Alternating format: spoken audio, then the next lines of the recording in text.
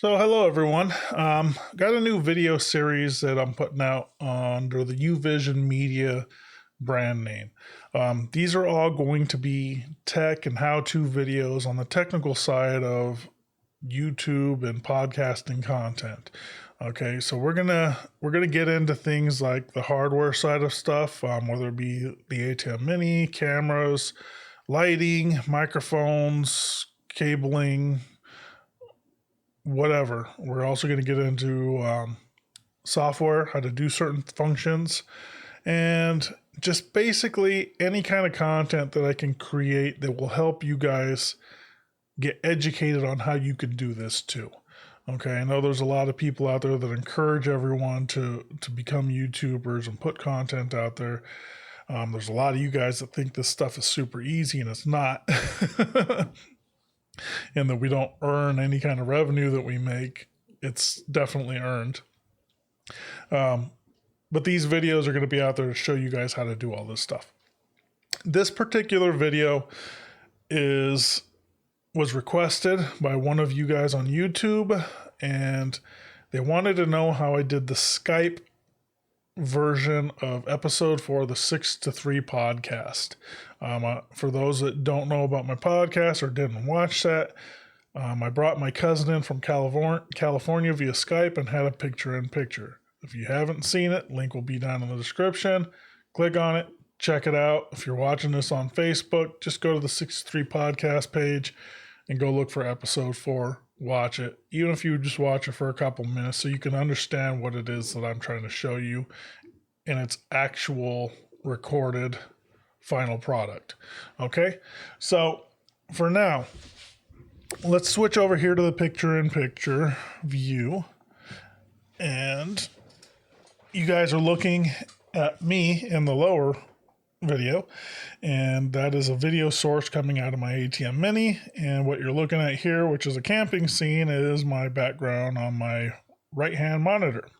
So you see my mouse going crazy. You're going to open up Skype, right?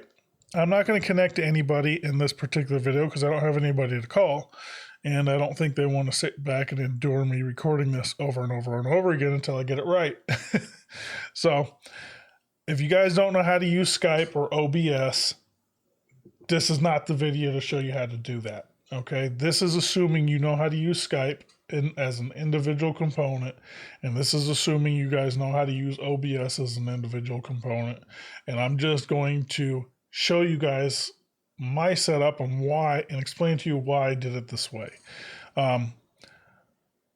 OBS has the ability to bring in the Skype video source into OBS, but it's very complicated. I tried to do it and it didn't function quite right for me. So my backup plan was to just open Skype up in my right hand monitor, open that feed up full screen, and then screen capture that screen. So that's how I did it. So I did everything. I did all the setup prior to actually hitting record in OBS. I got my cousin on the line. I made sure that the lighting in his location was correct. I made sure that his microphone was functioning properly, yada, yada, yada. Then I told him a breakdown of how the episode was going to get recorded and when he would be live to talk. Okay, the entire time he's hearing me, but I was going through the process like I did with this video where I have the intro screen and then I come in full screen on me and I'm introducing what we're doing. And then when I went to picture-in-picture, I turned his audio on so that it was feeding into the Rodecaster. And I'll show you guys that in a minute, but that's how I did it. So let me open up my browser so I can show you the Rodecaster. The Rodecaster and my ATEM Mini, which looks like this, are connected to my computer as individual pieces of hardware. They're not connected together. In OBS, everything's coming in and the audio and video is being synced up in OBS. Okay.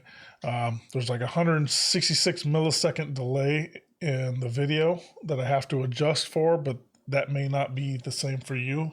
I will do a video in the future on how to figure that out, but not in this one. But that's why I have them as individual components, so I can make those adjustments. So my Rodecaster is connected to my computer via this USB-C. Now, if you look here at the front side of this Rodecaster, there's a USB input for audio.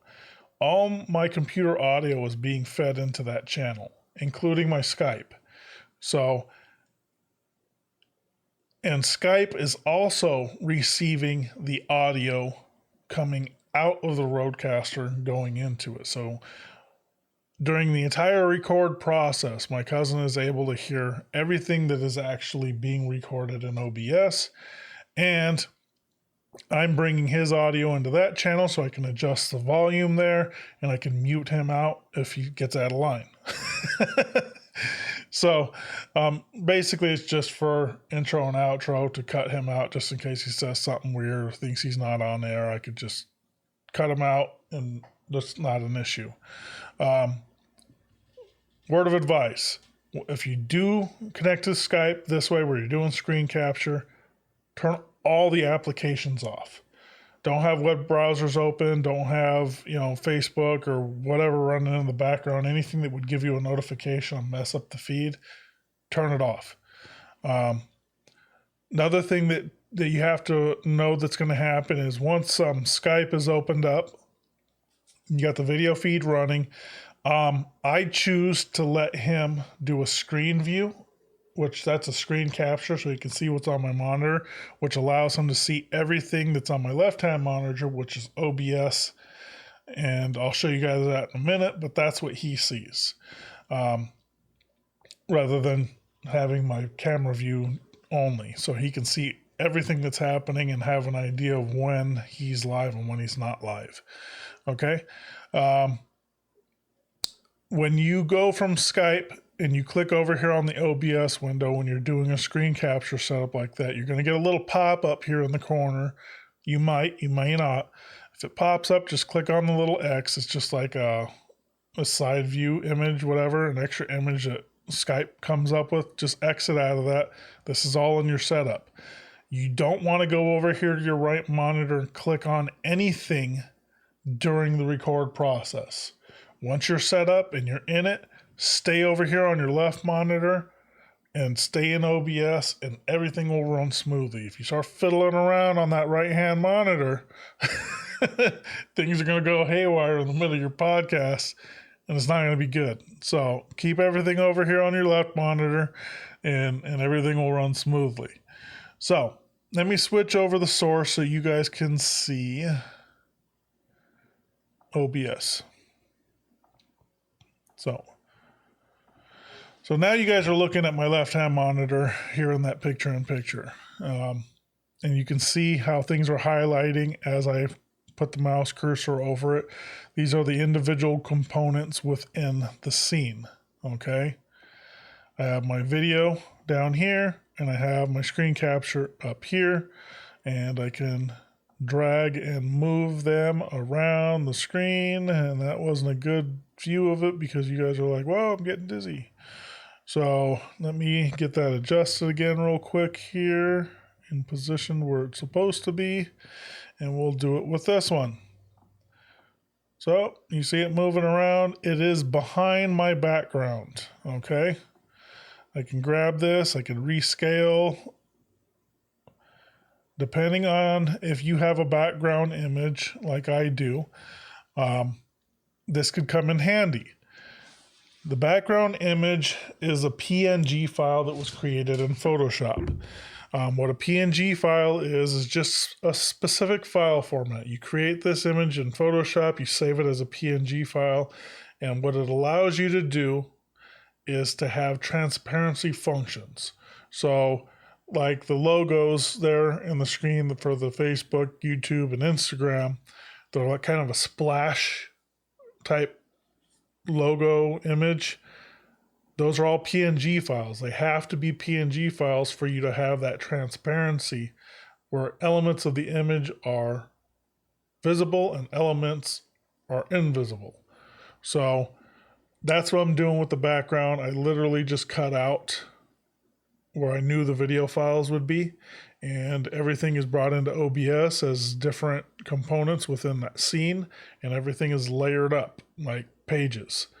So even though this is called the background, it's actually in front of the video sources. The video sources are layered behind it, and I can move them around and position them, resize them, so on and so forth. So for instance, if I wanted to make my stupid face much bigger, I could do something like that, which looks great, right? Other than the fact that I'm ugly. Let me get this resized because it's going to bother me if I leave it that way. Bear with me.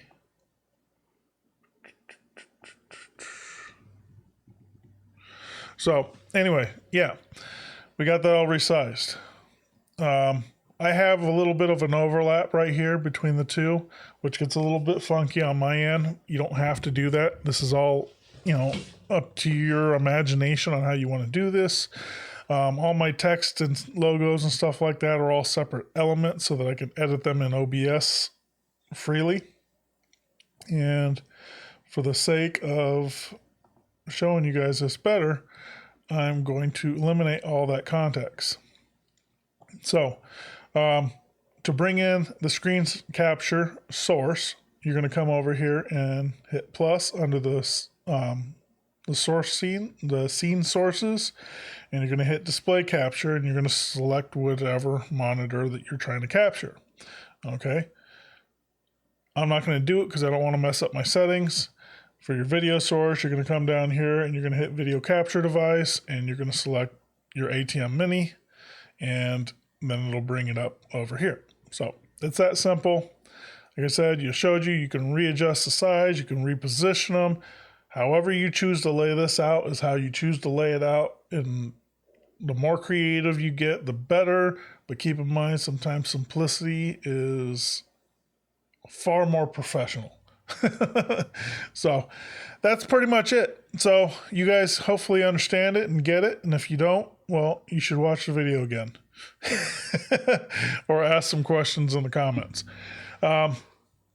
Thank you guys for watching. Like always, subscribe, comment, like.